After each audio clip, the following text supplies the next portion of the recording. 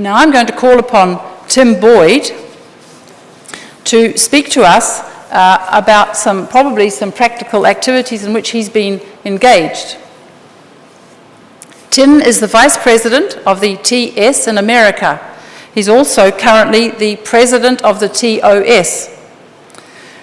Tim co-produced programs for the Eternal Quest radio series that were broadcast on stations in the United States and in Canada.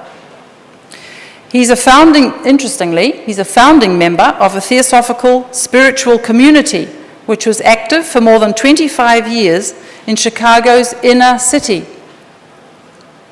The group worked with at-risk youth, established organic food gardens on vacant lots, purchased and renovated numerous buildings in the area, and placed beehives on the roofs of buildings.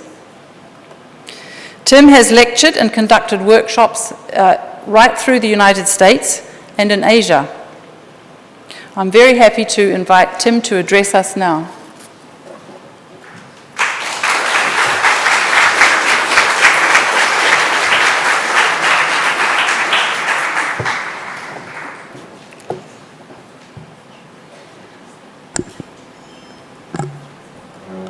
Greetings to all of you.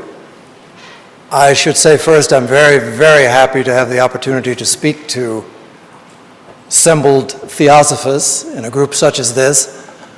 Probably I would not be being courteous if I did not begin by making an apology to all of our translators, in that I don't have a written text for them to work from. Personally, I think this is a great advantage to our translators, because they can create this talk as they see fit, something that perhaps will work to my benefit. I wanted to talk a little bit about service, but perhaps not service in terms of specific sorts of activities in which I have been engaged or in which the TOS in the United States has been engaged. Diana has mentioned a couple of things that we've been involved in the past short while, one of which being the support for an orphanage in Chushul, Tibet. Perhaps many of you who I am finding are quite internet savvy in this group have been to our website and have heard the information about that.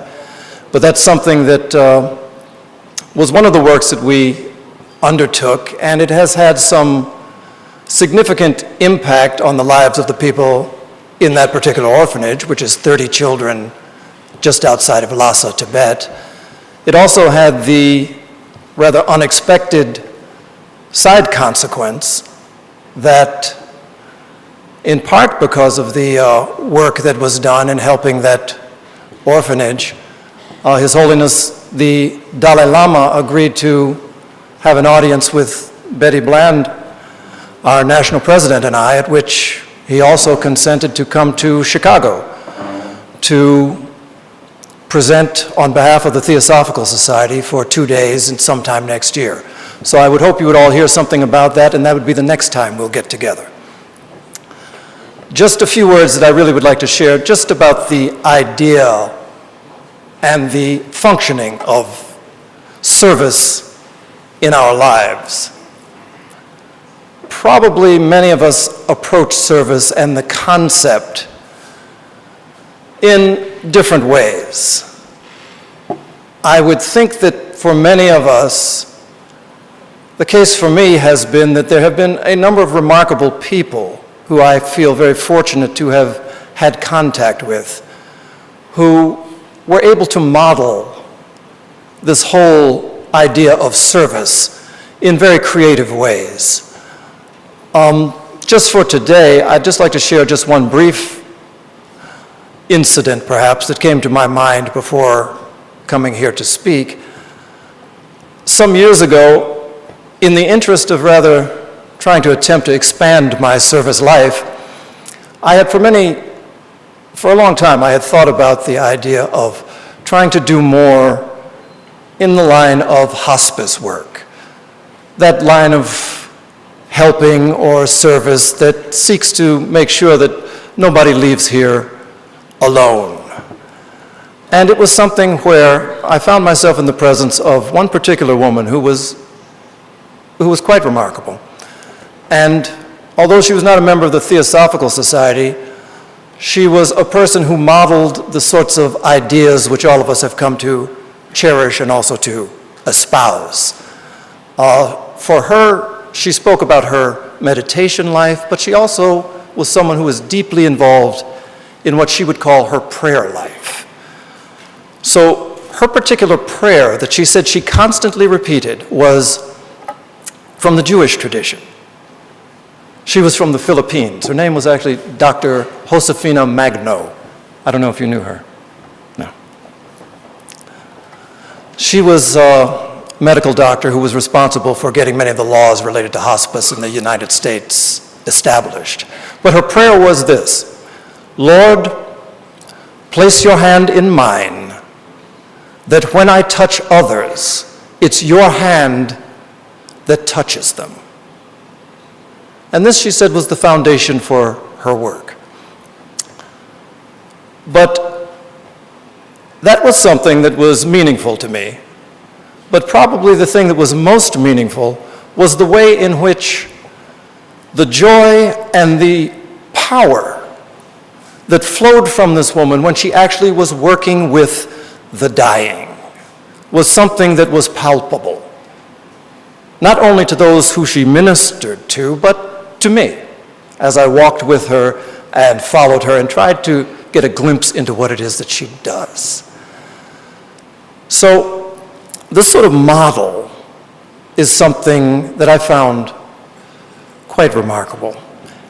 Albert Schweitzer, who was quite known not only for his intellectual life and for his music, but more well known for his life of service, he said a number of profound things, but one of them was that in terms of the service that we are giving to others, that what he said was, I don't know what your destiny will be, but I do know one thing, that the only ones among you who will be truly happy are those of you who have sought and found a way to serve. And it's something that I think as an approach to awareness that is deeply rooted in our own lives and our own being. In my own case, as I further went along to try and become trained in the field of hospice, I can never forget the very first meeting that I went to, training meeting, where the question was asked of everyone who was there, have you ever done hospice work? And my reflexive answer was no, because in my mind, I had never been trained in hospice. I had never visited hospitals to comfort the dying. Later, when I went home that evening, I thought about it just a little bit more deeply, and it occurred to me that as recently as 4 years before, I had for several months been the primary caregiver for a close friend and a mentor who was dying of cancer. So all of the minutiae that go into caring for someone in that state, the cooking, the cleaning, the changing of linens, the massaging, the waking up at all hours of the night, it had been my privilege to give that sort of thing. But what struck me really was not that, but that when asked if I had ever done hospice work, that it didn't even occur to me. Certainly that was hospice work. Had I been asked if I had thought of that as service, my reflexive response most likely would have been the same.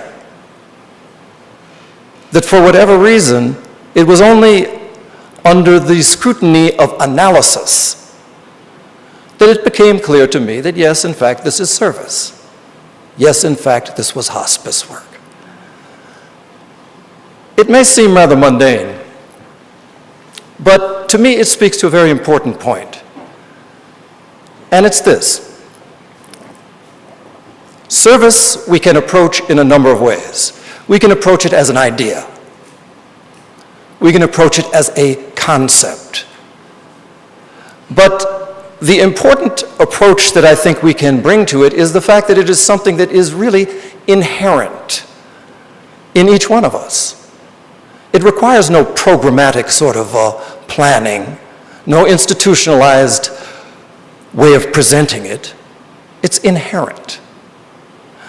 I can remember many years ago, Radha, in coming to the national headquarters in the United States, in one of her talks, she said many things, but one of the things that she said stuck with me. And she talked about the folly of human life. That the folly of human life is our constant battling against that which is inherent within us. And that is harmony. It's not something we have to search for. It's not something we have to study upon. It's not something we have to be told how it can be expressed. It's inherent.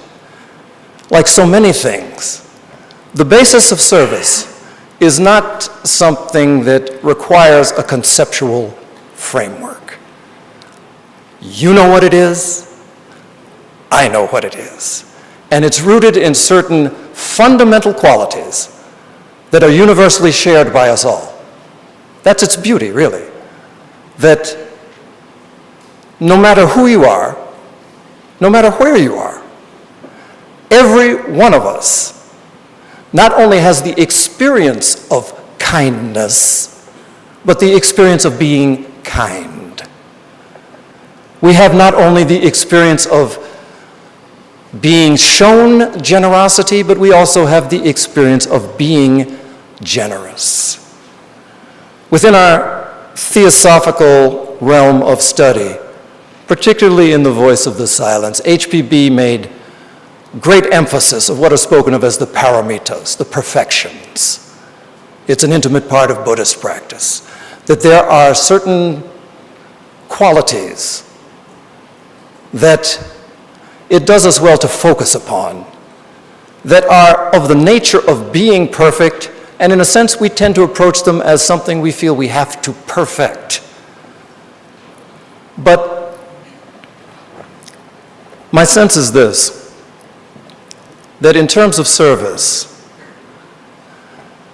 each and every one of us has countless opportunities for that. There is nobody that doesn't have family members that have in some way allowed themselves to become let down, depressed. To quote Albert Schweitzer again, he said that sometimes in each one of our lives, the light that's inside of us goes out, but that it is blown back into a flame by another human being. And each one of us owes the deepest sense of gratitude to those fellow human beings that serve that function in our lives. Equally, I think in terms of service as a road to awareness, that it begins with the awareness of this inherent capacity that we have to connect with each other. This indwelling life that is shared by each and every one of us. We can put it into very lofty terms and separate ourselves from it, or we can put it into very basic terms. That the words that we say, the smile that we give, the donations that we give for work that we are not able to do, perhaps, with our hands, all of those things are an expression of this awareness of our union with others. And perhaps, service as a road to awareness In a certain way, we begin with it because it feels good, quite honestly. I mean, it does feel good to see someone else light up from something that we have done or to hear about it. And in a way, at this sort of introductory or beginning stage of our service life, one of the things that we find happening is that it expands these little limits of self that we habitually live within. And that's a good thing. But it does seem that the deeper we become involved, that not only do these limits become expanded, but really, at a certain point, they fall away. And it's my hope that for each and every one of us, that we can embrace the simplicity of a life of service. That we can, in our practice, come to recognize that the kindness, the generosity, the patience, the energy, all of the things that go into our spiritual practice are not, in fact, separated from our practice of service. So I just wanted to share just those few things. And thank you for being here, and I thank you also for taking the time to listen. So thank you.